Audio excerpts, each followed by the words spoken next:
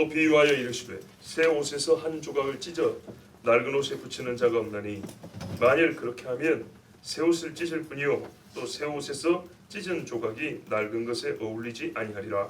새 포도주를 낡은 가죽 부대에 넣는 자가 없나니 만일 그렇게 하면 새 포도주가 부대를 퍼뜨려 포도주가 쏟아지고 부대도 못쓰게 되리라. 새 포도주는 새 부대에 넣어야 할 것이니라. 묵은 포도주를 마시고 새 것을 원하는 자가 없나니 이는 무것이 좋다 하니라. 아멘. 여러분 질문합니다.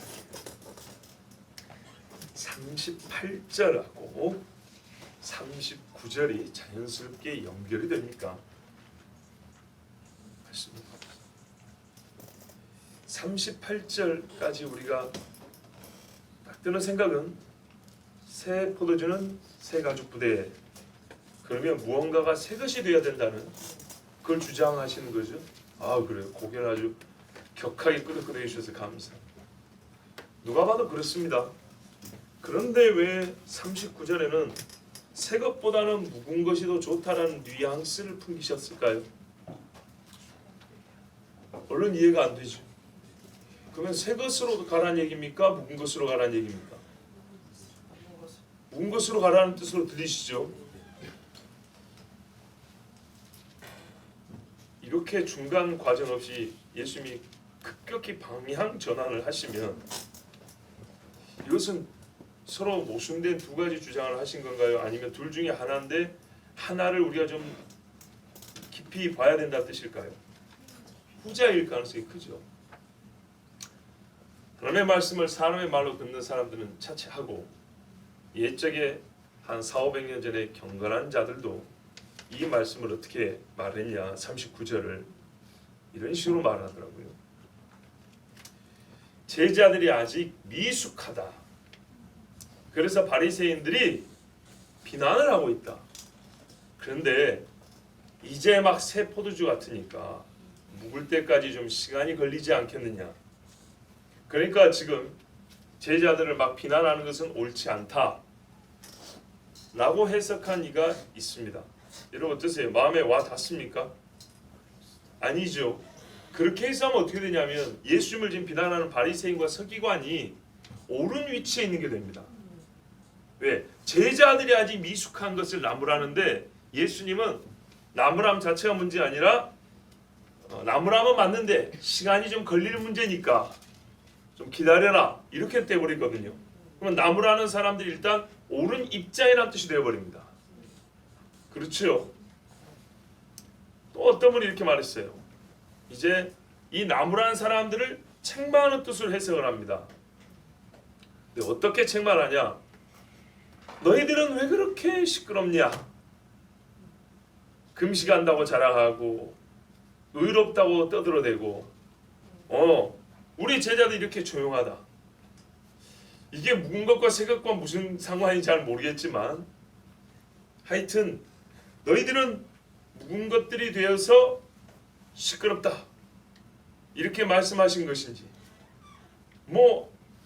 하여튼 이 사람들이 너무 자기들을 데리고 시끄러운 것과 이 제자들이 조용한 것 이것을 비교하여 하신 말씀이다 라고 이렇게 해석하는 분도 있는데 역시 뭔가가 좀 안 맞죠.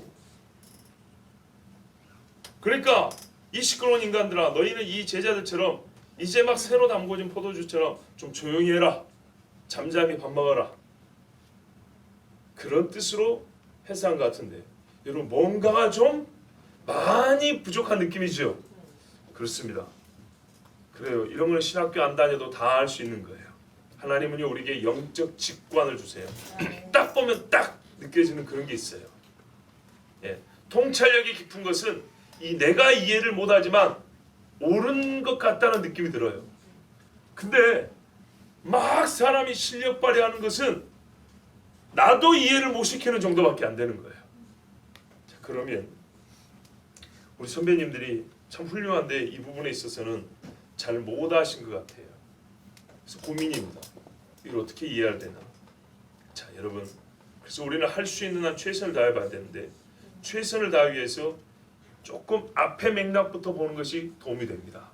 자 35절 앞에까지, 그러니까 29절부터 보면 레위가 세리죠. 세리였던 레위가 예수님의 부름을 받고 세리직을 그만두고 나옵니다.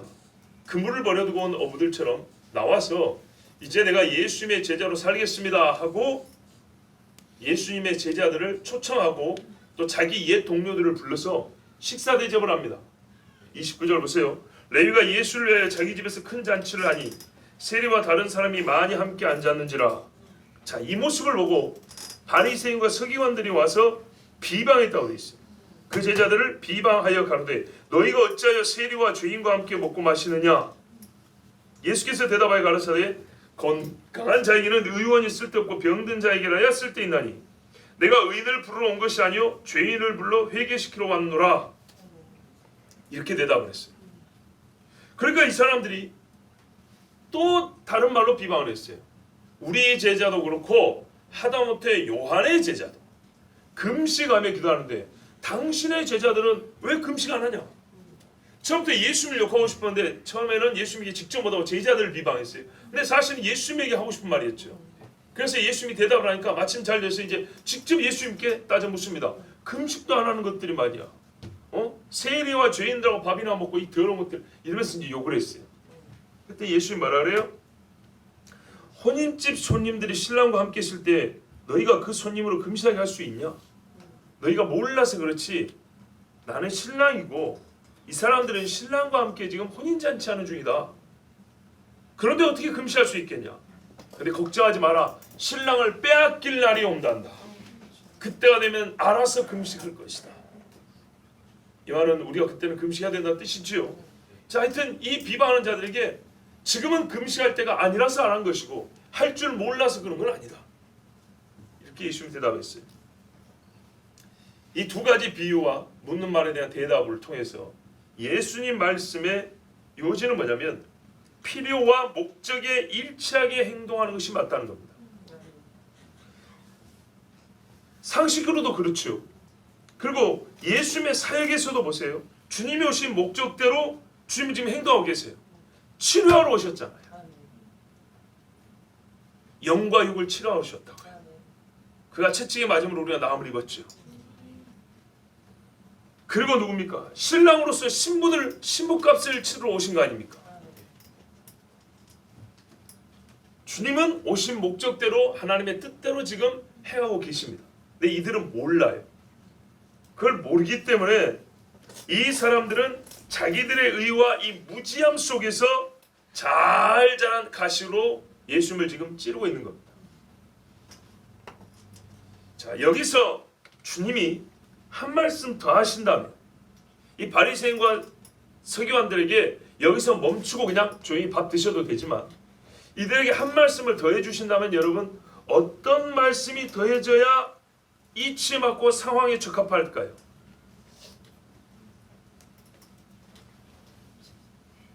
이 사람들의 잘못을 조금 더 꼬집어주면 좋겠죠. 무슨 말씀이냐면 나는 의원이요 나는 신랑이다 라는 것은 자기 변호이죠. 대답을 하되 자기 변호인데 그들의 질문 자체가 옳지 않다는 것, 너희가 이렇게 묻는 것 자체가 틀렸다는 것, 그것을 하나 더 가르쳐주면 낫겠지요.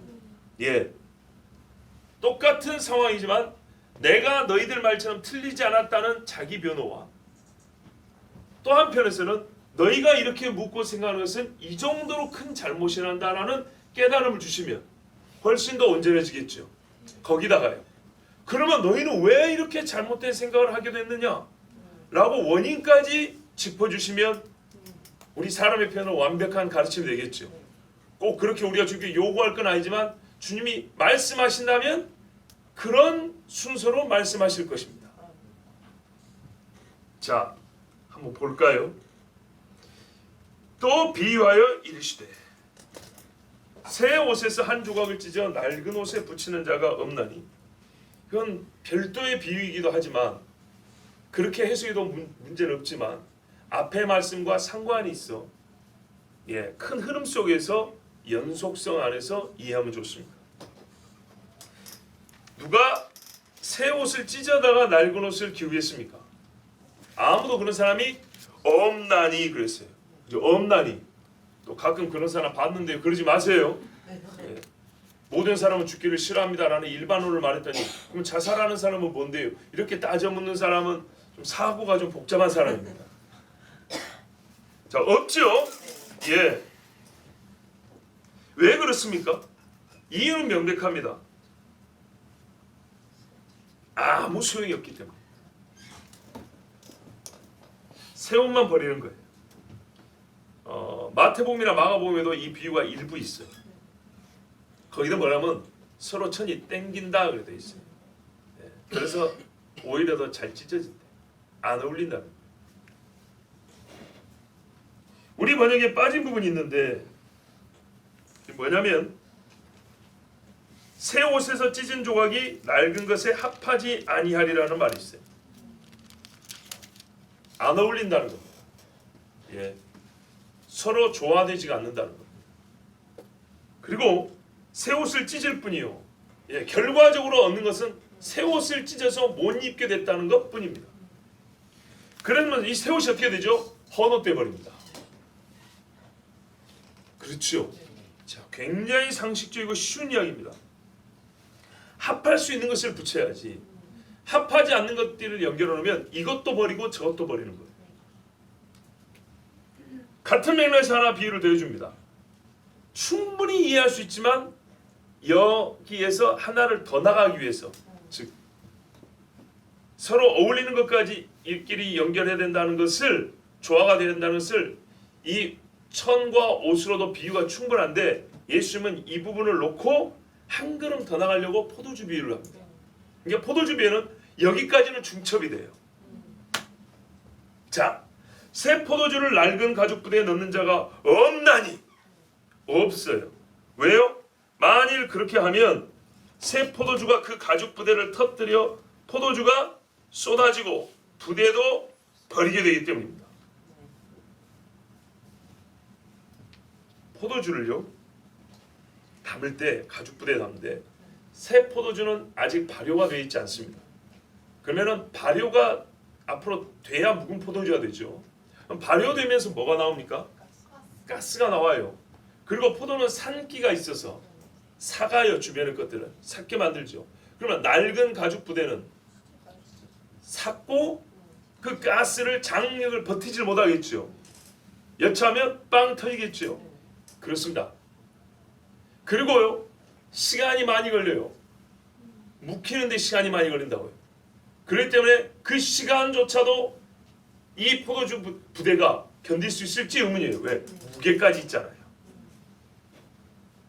그래서 낡은 가죽 부대에다는 새 포도주를 넣지 않는 거예요.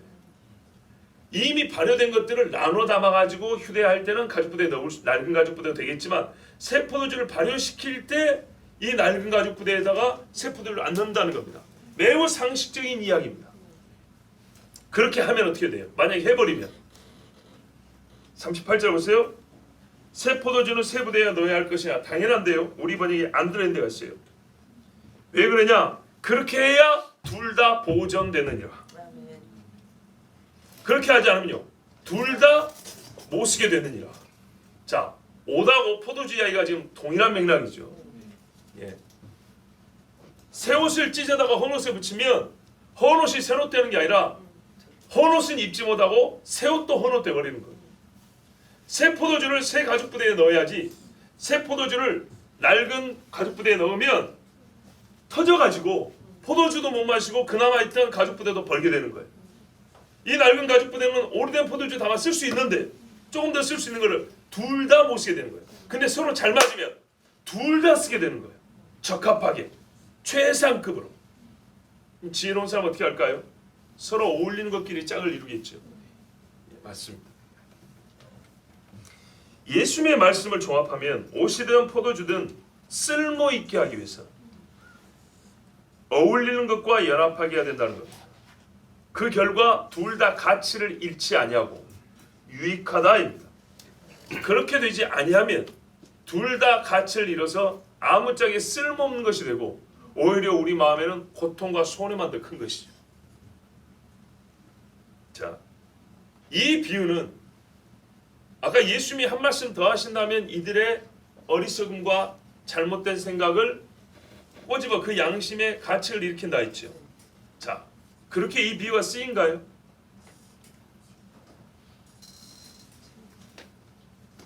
쓰이고 있습니다.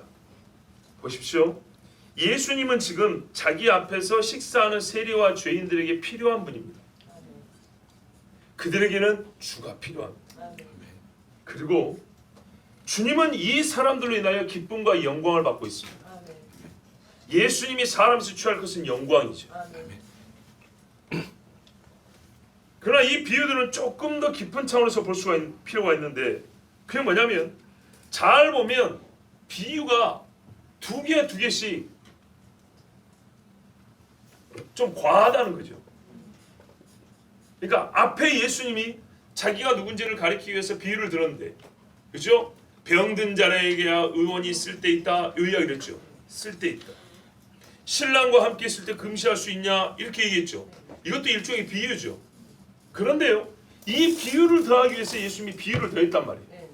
그런데 이런 경우는 사실 찾아보기가 어렵습니다. 성경에서. 무슨 말이냐면 앞에 비유를 못 알아먹었을 때 똑같은 내용을 가르쳐주기 위해서 비유를 더하는 경우가 있어요. 1번 비유를 했는데 알아먹으면 좋은데 못 알아먹으니까 똑같은 것을 소재를 바꿔서 비유를 하나 더 해줄게, 이렇게 얘기한단 말이죠. 그런데 이번은 달라요. 무슨 말이냐면 이 앞에 것들을 못 알아먹은 게 아니에요. 알아먹었어요 이미. 그런데 또는 아까 말씀드린 대로 추가적인 목적을 위하여 주신 거예요.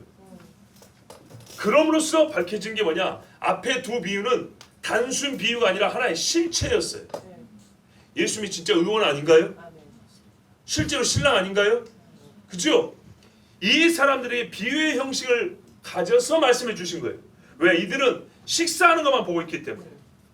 그래서 비유의 형식을 취했지만 실제로 식사하는 예수님과 함께 먹는 이들이 누군가를 예수님의 비유의 형식을 배웠지만 사실은 실제를 말해준 거예요. 나는 의원으로서 이들을 고치고 있고 신랑으로서 이들과 함께 즐거워했다고 말씀해 주신 거예요. 근데 이거를 알지 못하기 때문에 그들에게 이 조합이 얼마나 아름다운지 알지 못하기 때문에 그 어리석음을 드러내려고 추가로 비유를 주셨어요. 즉 이 실체를 가르쳐주기 위한 비유라 이 말입니다.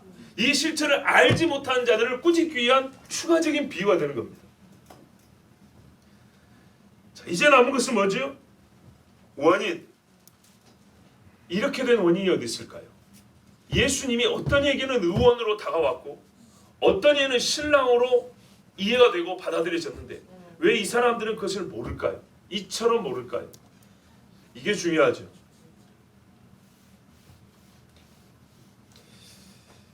자,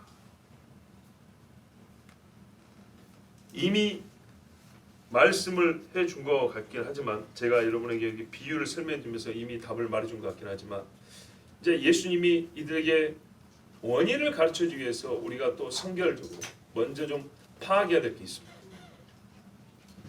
헌옷과 새옷 또는 이 포도주와 부대의 정체입니다.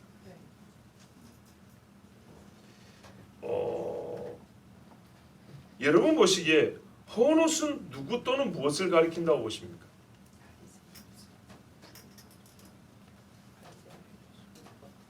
바리새인과 사두개인요? 그렇죠. 그래요. 그래서 거기에 머물고 있는 이유를 지금 말씀해 주려고 하는 거예요. 그렇지 않겠습니까? 그러니까 이 두 비유가 서로 겹친다 그랬습니다. 옷하고 포도주가 일부분은 겹친다 그랬어요. 근데 옷보다는 포도주가 조금 더 이해하기가 더 쉬워요. 그래서 포도주로 이 정체를 밝힌 다음에 옷의 이야기로 가면 되겠죠. 자, 포도주 한번 보세요. 묵은 포도주와 새 포도주. 우리 포도주는 성경에서 많이 듣습니다. 자, 새 포도주. 무엇 또는 누구를 가리킬까요? 그렇죠. 예수님이 포도주잔을 드시면서 말했어요. 그렇죠. 너희에게 부어주는 나의 피고 새 언약의 피다 그랬죠. 새 언약입니다. 그러면 새 언약에는 예수님이 빠지고 언약이 따로 있지 아니하죠. 그래서 쉽게 말씀하면 새 포도주는 예수 그리스도, 예수 그리스도를 통하여 완성되는 새 언약을 말합니다. 그러면 여러분, 이 새 포도주를 담는 가죽 부대는 무엇일까요? 가죽 부대, 새 포도주를 담은 새 가죽 부대. 여러분, 예수님 어디 있어요 지금? 저 위에 계시고 지금 어디 있어요 또? 나와 함께 하시잖아요. 내가 새 가죽 부대죠. 그렇죠? 내가 새 가죽 부대인 거예요. 이 새 가죽 부대는 예수님을 받은 사람입니다. 예수님을 담고 있는 사람들하고요. 담아가지고 있는 사람의 사랑의 부바인 걸 담고 있는 사람이라고. 그래서 새 옷은 예수님이고 헌 옷은 바리새인과 서기관들이라고 볼 수 있습니다. 이들과 함께 있으면 예수님이 헌 옷 취급을 당합니다. 희한하게 진짜 죄인들하고 함께 있으면 예수님이 새 옷인데 그들이 입혀져야 될 새 옷. 주여 나에게 옷을 주시옵소서 할 수 있는데 이 바리새인들하고 하면요, 이 사람들은 예수님 옷 벗기고 자기들 옷을 입히려고 그래요. 이 사람들은 새 포도인데 바리새인 하면 이 사람들은 예수님을 꼭 묵은 포도주로 만들려고 그래요. 너 같이 할례 받았잖아. 너도 우리하고 절기 지키잖아. 자기들이 지키는 식으로, 자기들이 알고 있는 식으로 예수님을 꼭 그렇게 만들려고 그래. 맞습니까? 근데 그렇게 되면 어떻게 돼요? 예수님이 이 땅에 오실 이유가 없죠. 터져버립니다. 쓸모가 없습니다. 히브리서를 우리에게 주실 일이 없는 거죠. 지금 헌옷들이 자기들과 다르다고 예수님을 비난하고 있지 않습니까?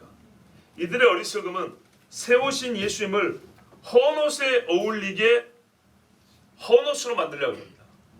예수님이 헌옷 조각이 돼야 내 헌옷에다 붙일 수 있을 거 아니에요. 기껏해야 자기들 제자 수준으로 만들려고 하는 거예요.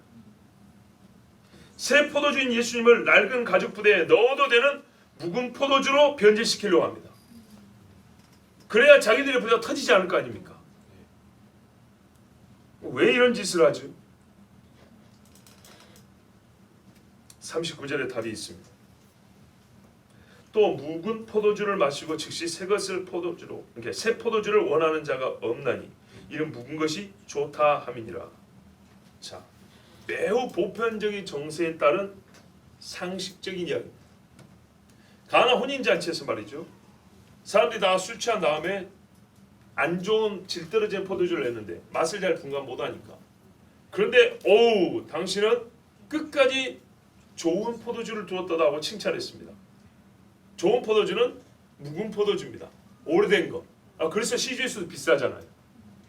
자, 보세요. 사람들이 왜 묵은 포도주를 원한다고요? 맛이 좋아서. 맛이 좋아서. 그래서 새 포도주를 원하지 않아요.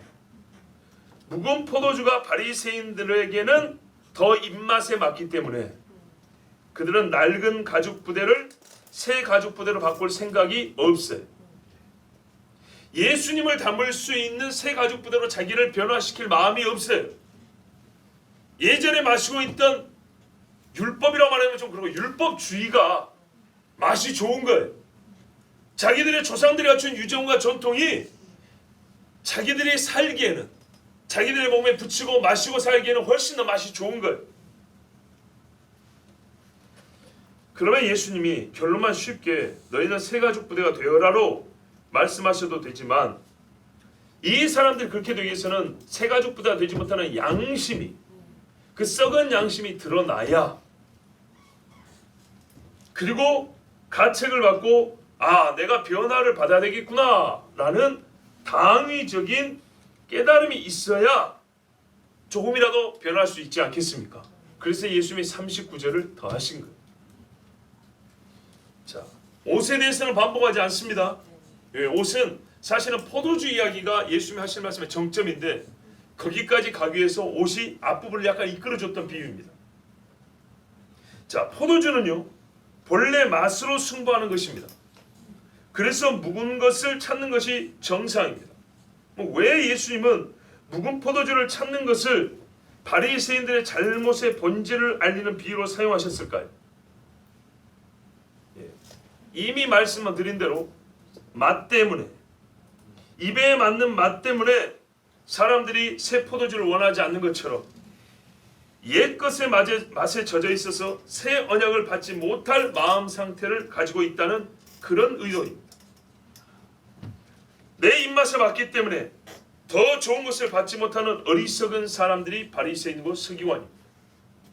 새 포도주를 맛의 정도로만 판단한다면 묵은 포도주보다 좋지 못한 것이 사실입니다. 하지만 여러분, 여기서 새 포도주는 맛이 아니라 그냥 일반 포도주가 아니라 새 언약의 상징으로 지금 쓰고 있단 말이죠. 그렇다면 고작 입맛에 맞는 것을 찾는 정도의 영적 감각으로 마리아와 같이 더 나은 것을 택한 자들을 정죄하는 것은 오히려 정죄받을 죄입니다. 자, 순전히 포도주 문제가 아니에요. 지금 이 사람들이 예수님한테 왜 그 포도주를 만드시냐고 얘기한 게 아니에요. 예수님은 지금 자기가 하는 일에 대하여 포도주로 비유를 하신 거예요. 그럼 이 포도주가 말하는 새 언약이란 말이죠.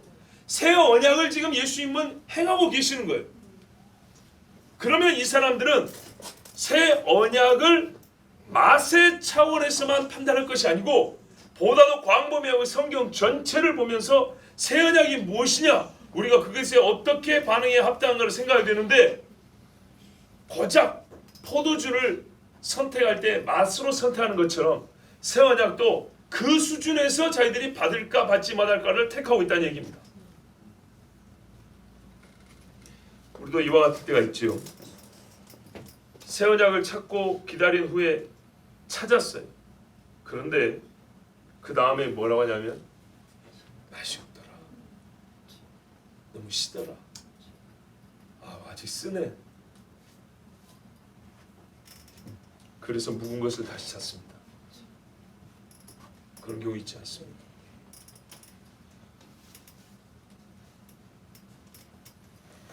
굳이 구체적인 예들은 듣지 않겠습니다. 더 좋은 맛에만 집착하여서 새 포도주를 얻으려 하지 않거나 어리석게도 새 포도주를 빨리 묵은 포도주 되게 하려고 묵은 포도주를 담았던 부대에 새 포도주를 담는 경우가 있습니다. 그래서 오히려 다 잃습니다. 여러분, 새 포도주를 받았으면 항상 새 부대에 담는 일을 해야 합니다. 이 말을 새 것이 좋다라는 의미로 받아들이면 안 됩니다. 지금은 이 새 포도주가 새 언약과 예수님의 복음을 얘기한다는 걸 아셔야 됩니다. 즉 우리가 하나님의 말씀을 잘못 알았으면, 제대로 알게 됐으면 차라리 모르는 게 나을 뻔했어. 굉장히 부담스럽네. 이러지 말고 원래 이것이 하나님의 말씀이구나. 원래 지금 이게 하나님께서 나에게 주신 뜻이구나 했으면 나를 바뀔 생각을 해야지. 좀 이따가 오세요 이러면 안 된다는 거예요. 새 부대는 곧 나 자신을 가리킴입니다. 그럼 이제 우리가 조금 더 긍정적인 의미에서 한번 얘기해 볼까요? 너희는 그렇지 못하다고 바리새인과 서기관들 예수님이 그 양심을 꼬집어냈어. 그럼 우리에게 남은 과제라는 건 이거죠. 우리는 어떻게 새 부대가 될 수 있을까? 그런데 이미 우리 중에는 많은 분들이 새 부대가 되었습니다. 그러나 성경에는요, 믿음의 사람들을 또 부대로만 표현하지 않습니다. 나무, 또 열매로도 말합니다. 여러분 아세요? 우리 인생에서요, 사람의 인생에서 열매를 기대할 수 있는 유일한 권리를 가진 분이 하나님입니다. 아멘. 하나님은 우리에게 열매를 요구할 권리를 갖고 계세요. 아멘. 우리를 만드시고 심으신 분이기 때문에. 아멘. 우리보다 우리 자신의 성공이란 말 제가 진짜 안 쓰는 말인데 이제 한 번만 쓸게요. 나 자신보다 나 자신의 성공에 대하여 그 성공을 취할 권리를 갖고 계신 하나님이시라고. 아멘. 거기까지 이르도록 하나님 우리에게 명령하세요. 아멘. 그렇기 때문에 우리가 새 부대가 된다는 것은 그냥 담고만 있는 게 아니라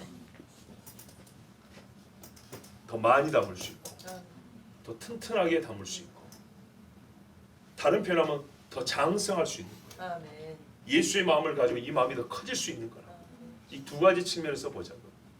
새 부대가 아니고 헌 부대, 낡은 부대라면 새 언약을 담을 수 있는 새 부대가 되어야 되겠고, 새 부대라면 이왕이면 큰 부대가 되어야지. 아멘. 이왕이면 가죽이 두꺼워서 튼튼한 부대가 되어야지. 아멘. 그리고 이 부대가 포도주가 새 언약 곧 예수 그리스도를 상징한다면 여러분 새 부대는 누구를 상징하죠?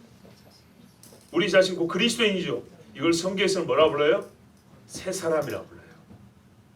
새 사람. 딱딱 맞지 않습니까? 에베소 4장 17절에서 24절에 새 부대로서 새 사람을 잘 가르쳐줍니다.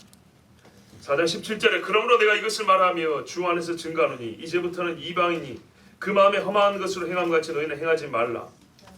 유대인이 자기의 의로 자기의 고집을 행함같이 행하지 말라 해도 뭐가 다르겠습니까? 저희 총명이 어두워지고 저희 가운데 있는 무지함과 저희 마음이 굳어짐으로 말미암아 하나님의 생기서 떠나 있도다.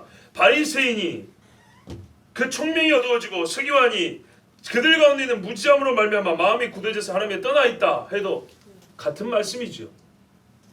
저희가 감각 없는 자도요 자신을 방탕에 방임하여 모든 더러운 것을 욕심으로 행하되 오직 너희는 그리스도를 이같이 배우지 아니하였느니라. 아멘. 그리스도를 배운 사람만 이같이 안 해요.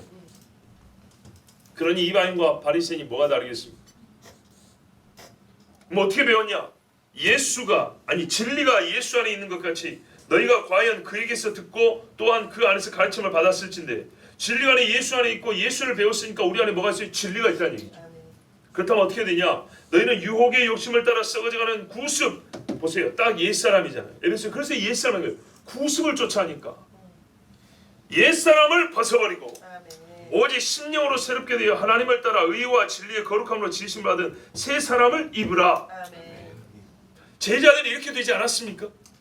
제자들을 비난하고 죽이고 예수를 십자가에 못 박은 사람은 여전히 썩어져 가는 고습을 쫓는 옛사람으로 있었고 예수와 함께 고난당하고 예수와 함께 죽임을 당한 제자들은 하나님을 따라 의와 진리와 거룩함으로 지으심을 받지 않았습니까? 바울을 보십시오. 자 그러면 이제 확실히 구분이 됐는데 어떻게 새 사람이 될 수 있을까요? 에베소 4장 23절에 말합니다. 오직 심령으로 새롭게 돼요. 하나님의 진리가 들려질 때 심령으로 새롭게 돼요. 즉 성령의 감동, 성령의 역사하심, 성령의 임재로만 새 사람이 됩니다. 오죽했으면 말이죠. 한때뿐이었던 하나님의 사람이지만 사울 왕조차도 그가 초창기에는 어떻게 부름을 받냐? 새 사람이라고 불러졌어요. 사무엘상 10장 6절에 내게는 여호와의 신이 크게 임하리니 보세요. 여호와의 신이 크게 임하리니 너도 그들과 함께 예언을 하고 변하여 새 사람이 되리라. 아멘. 그러나 여러분 새 사람이 되지 아니하고는 즉 하나님의 영이 없이는 새 사람이 될 수 없고 새 사람이 되지 않고는 하나님의 사람으로 살아갈 수가 없어. 이 새 사람에 관하여 성령으로 말미암아 새롭게 되는 새 부대를 제일 또 잘 보여주는 말씀이 로마서 8장 1절 2절에 그러므로 이제 그리스도 예수 안에 있는 자에는 결코 정죄함이 없나니 이는 그리스도 예수 안에 있는 생명의 성령의 법이 죄와 사망의 법에서 너를 해방하였음이라. 썩어지 않은 구습에서 너를 해방하였음이라. 사망의 종노란 데서 너를 해방하였음이라. 생명의 성령의 법. 8장 7절에서 9절에도 봅니다. 육신의 생각은 하나님과 원수가 되다니 이는 하나님의 법에 굴복치 아니할 뿐 아니라 할 수도 없습니다. 육신에 있는 자들은 하나님을 기쁘시 할 수 없느니라. 만일 너희 속에 하나님의 영이 거하시면 너희가 육신에 있지 아니하고 육신에 있으면 하나님과 원수된다고 했어요. 근데 하나님의 영이 거하시면 육신에 있지 아니하고 누구든지 그리스도의 영이 없으면 그리스도의 사람이 아니라 그리스도의 영, 하나님의 영이 얼마나 중요한지 보세요. 그 영이 없으면 하나님을 대적하고 그리스도인도 아니고 그 영이 있으면 그리스도인이고 하나님의 기쁘신 뜻을 행할 수 있는 사람들 새 사람이 됩니다. 8장 14절에도 무릇 하나님의 영으로 인도함을 받는 그들은 곧 하나님의 아들이라. 아멘. 그러니 새 부대가 되기 위해서 필요한 건 성령의 임재인 겁니다. 성령의 임재. 성령께서 임재하시고 속 사람을 변화시켜 주셔야만 합니다. 디도서 3장 1절에 우리가 어떻게 중생을 얻냐? 성령의 새롭게 하심 이렇게 말씀하고 있습니다. 중생의 씻음과 성령의 새롭게 하심. 여러분 성경에서 실제로 새롭게 된 사람들 중에 성령 없이 새롭게 된 사람이 있으면 한 사람이라도 그런 사람이 있으면 한번 말씀해 보세요. 없지요. 100% 성령과의 접촉, 성령이 그를 붙드심이 있고 나서 새 사람이 되었다 하지. 그리고 그 이전과 이후가 확 달라지지. 인생 행로가 완전 달라지죠. 하나님을 만난 경험이 없이 그렇게 된 사람 아무도 없습니다. 성령께서 그를 감동시키지 않고 변한 사람은 한 명도 없습니다. 그럼 이제 우리 할 일이 무엇이죠? 가만히 있으면 되지요. 성령이 임재하시도록 가만히 앉아서 나누세요. 그렇게 하면 되는 건가요? 아니죠. 여러분, 성령은 그리스도의 영이지만 여러분 그리스도는 이미 몸으로 오셨습니다. 여기서 우리가 원리를 배웁니다. 예수께서 같은 장소에 지금 계십니다. 같은 역사적 환경 배경 속에 오셨습니다. 동일한 인물들, 그러니까 동일한 시대를 살아가는 사람들 가운데 계십니다. 그런데 어떤 이는 예수를 보고 당장에 그물을 부려 쫓아왔고, 어떤 이는 돌을 던졌고, 어떤 이는 못을 박았고, 어떤 이는 세리 그 참, 야, 그 대단한 직업인데 그것을 버리고 예수님을 쫓았어요.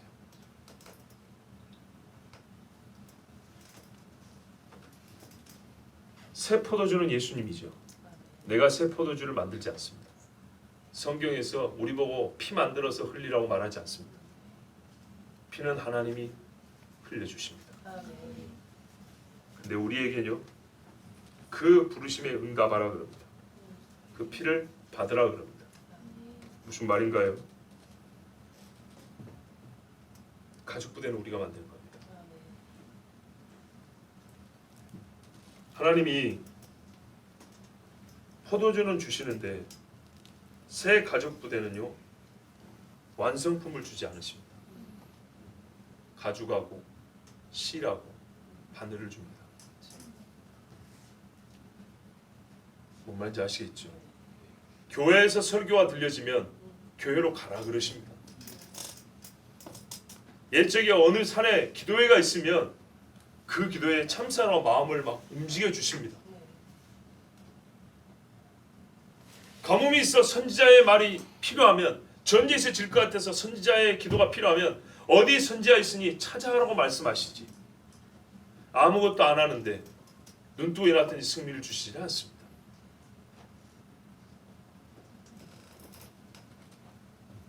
여러분, 오늘은 오순절이죠. 오순절입니다. 절기로. 오순절마다 그리고 그 외의 절기들마다 말씀을 새롭게 읽는 그 의미를 하나하나 더 새롭게 배우는 재미, 우리 그 이상 이제 가야겠습니다.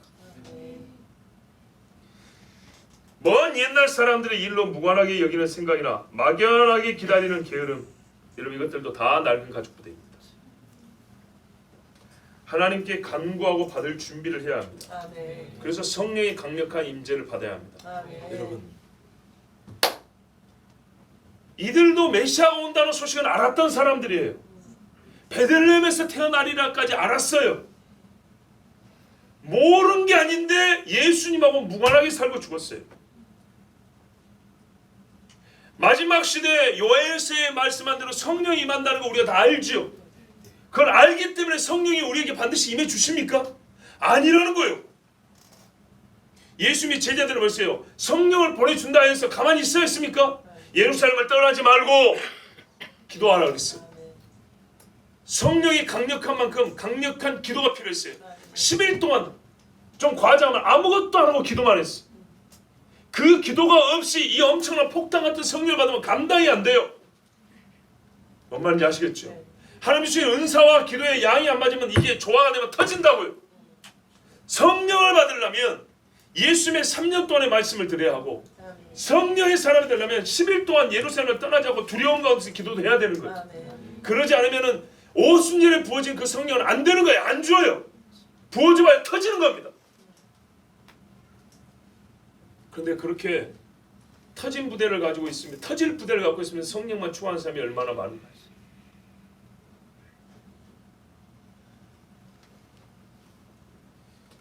여러분, 모세가 여호수아를 안수했어요. 그리고 여호수아는 성령의 아주 강력한 임재를 받았어요. 성경에 기록하고 있습니다. 그 그때 모세가 여호수아를 안수하러 산으로 데려갔을 때 여호수아는 어디에 있었습니까? 같이 산으로 올랐어요. 모세가 손을 짚을 때 여호수아는 무릎을 꿇었어요. 무릎 안 꿇고 그 안수기도 없이 성령이 임하지 않습니다. 엘리야가 번제물에 물을 부었어요. 물을 부으면 불 떨어집니까? 간구와 기도했어요. 다윗이 뽕나무 꼭대기에서 소리가 들리면 뭐하라 그랬죠? 전쟁 이겼으니까 잔치하라 그랬습니까? 아니요. 그거는 내가 해줄 테니까 들리면 너는 달려가라 그랬어요. 뽕나무 꼭대기에서 사람 걷는 소리가 들린다는 게 승리가 아니에요. 내가 너와 함께 한다는 약속의 증표니까 너는 뭐하라고? 칼 들고 달려가라 이 말이에요. 칼을 들고 달려가야 이기는 거예요. 여호사밧이 안타깝게도 아합하고 손잡고 모압을 치러 갔네. 근데 악한 자와 손을 잡았기 때문에 하나님이 물을 없애버렸어요. 물을 다 말려버린 거예요. 그래서 그 수많은 군대가 다 죽게 생겼어요. 진짜 한여름에 여러분 물 없이 땡볕에 한 시간만 걸어보세요. 죽을 지경입니다. 옛날에 대군을 이끌고 온 전쟁에서 환경 때문에 전쟁 못 이기고 수많은 사람이 죽고 돌아가는 그런 뭐 왕들도 있었지 않습니까? 물이 없으면 지는 겁니다. 근데 이때 북이스라엘의 아합은요 믿음이 없으니까 어쩔 거 이러고 있었어요. 우리가 죽었다. 하나님이 우리를 죽이려고 한다. 여호사밧은 안 그랬어요. 혹시 이 지경에 선지자가 있습니까? 하나님께 물어봅시다. 이게 다른 거예요. 바늘을 줬으면 실을 줬으면 꿰야 될 거 아니에요. 그래서 무릎으로 사람을 보냈어요. 그랬더니 그 선지자가 뭐라 한 줄 아십니까? 여호와의 말씀에 개천을 많이 팔아 하나이다. 여러분 마실 물이 없는데 개천을 파요? 개천 팔 때 뭐가 안 마릅니까? 목숨 걸고 파야죠. 이 수많은 군대가 먹을 정도로 물이 흐를 정도면 그 군대가 마실 정도의 물이 흐르는 개천을 팔려면 얼마나 크게 파야 되겠어요? 크고 많이 팔합니다. 그런데 이거는 모험이죠. 지금 당장 마실 물이 없는데 개천을 파 노동을 하라 이 말이죠. 오히려 갈증을 더 불러일으켜야 되죠. 그런데 더 힘든 것은 뭐냐? 구름 한 조각 안 보인다는 거예요.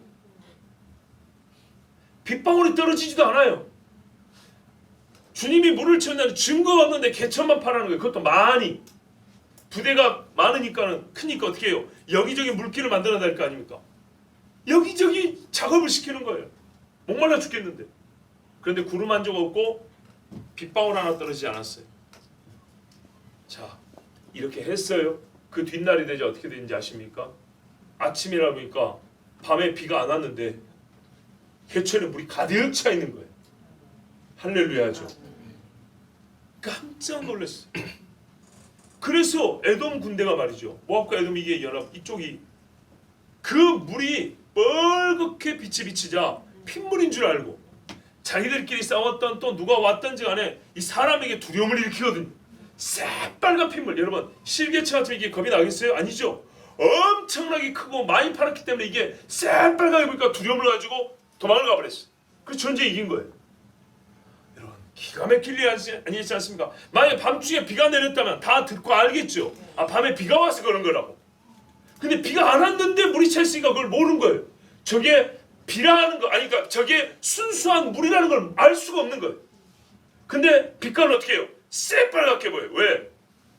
에돔 지역은 말 그대로 북다 아닙니까? 지형에 바위와 돌이 붉은색이 많아요. 거기다 아침 햇빛에 비치니까 어떻게 해요? 시뻘겋죠. 그러니까는 그걸 모르고 도망을 갔어요. 근데 밤에 빗소리라도 들었으면 속지 않았을 거예요. 근데 빗소리를 못 들었기 때문에 자 하나님의 역사를 보세요. 뭐 하라고요? 개천을 많이 팔아. 마지막 때에 너희가 예수 온다는 소리를 듣고도 알았지만 예수가 왔음에도 만나지 못한 사람들처럼 어리석게 마지막 부흥을 부르짖고 부흥은 성령이 있어야 되지 않습니까? 내가 성령을 부어주라 성령을 부어주는데 아 때가 되면 성령이 부어진대 때가 되면 성령이 와서 이 나라는 다시 산대 이런다고 성령이 우리와 상관이 있습니까? 아무 상관이 없는 거예요. 우리는 우리의 해야 될 일인 거예요. 모든 일의 주권은 하나님께 있지만 마치 우리는 우리가 모든 걸 다 하는 것처럼 일을 하는 거예요. 뽕나무 소리가 나면, 뽕나무에서 사람 걷는 소리가 나면 칼 들고 달려 나가야 되고, 예? 계거품이 날 정도까지 힘들더라도 뛰어 나가야 되는 것이고, 개천을 파라 하면 지금 마실 물이 없어도 파야 하나님이 거기다 물을 채워 주시는 겁니다. 즉 성령의 임재는 하나님의 주권으로 우리에게 성령이 내리시지만은 하나님은 우리 보고 뭐라 그래요? 너희는 새 가족 부대가 되어야 한다. 새 사람을 입으라. 이렇게 말씀합니다. 부르심에 응답하셨으면, 아니 응답하지 않았으면 응답하십시오. 응답하셨으면 하나님, 이 바리새인과 서기관처럼 혹 내 속에 누룩이 남아 있어. 혹시 새 포도주 새 언약을 내 안에 있는 옛 것으로 바꾸려고 하지 않습니까? 제거해 주십시오. 기도하세요. 그리고 보다 더 큰 부대가 되기를 원합니다.